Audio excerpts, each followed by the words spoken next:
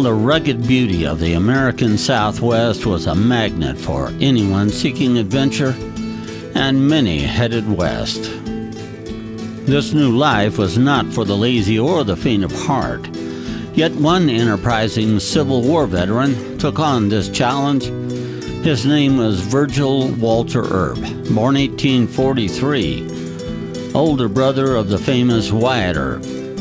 Virgil gained a reputation as a rugged, hard-working man.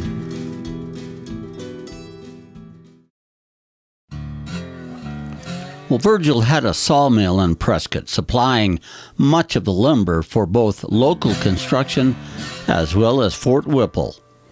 He was a major supplier of firewood to the military, and before moving to Prescott, he drove freight wagons and stagecoaches from California to Prescott, working cattle, then eventually working his way up through the law enforcement ranks to the coveted position of U.S. Deputy Marshal. Exactly how he earned that badge follows.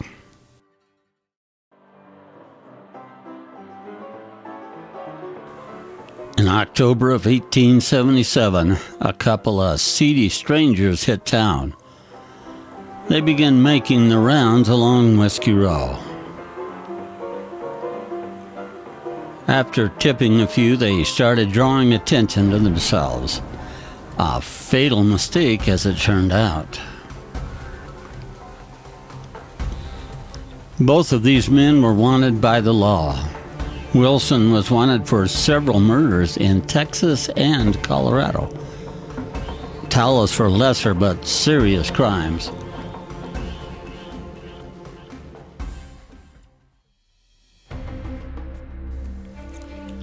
Well, pretty soon the two men headed for the back of the saloon to try their hand at a game of pool. But they kept up their threatening behavior, calling more attention to themselves. It wasn't long until Wilson was recognized by a local, a Colonel W.H.H. McCall. McCall decided to confront the two men to confirm his suspicions. Turns out he was dead on, so to speak.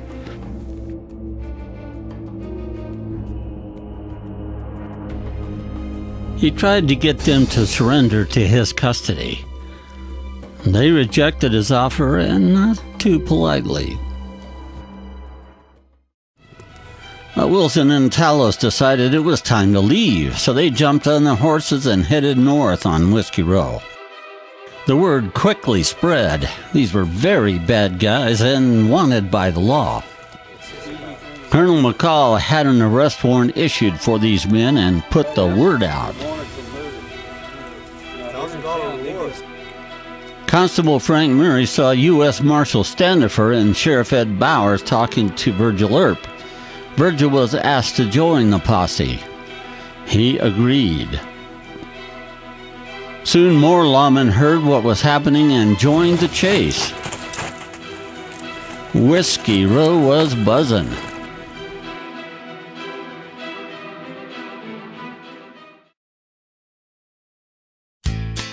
Well, soon the posse located the two men and the shooting started.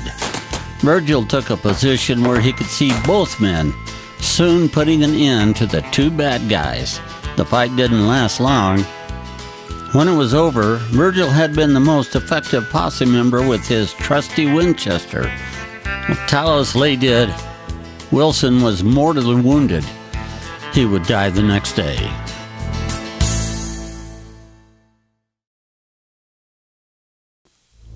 Well, there's an interesting postscript to this story.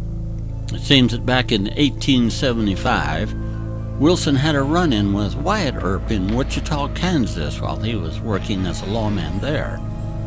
Evidently, Wilson bought a wagon that he somehow neglected to pay for. Wyatt tracked him down, made him pay. Well, the moral of this story might just be, don't mess with the Earp brothers.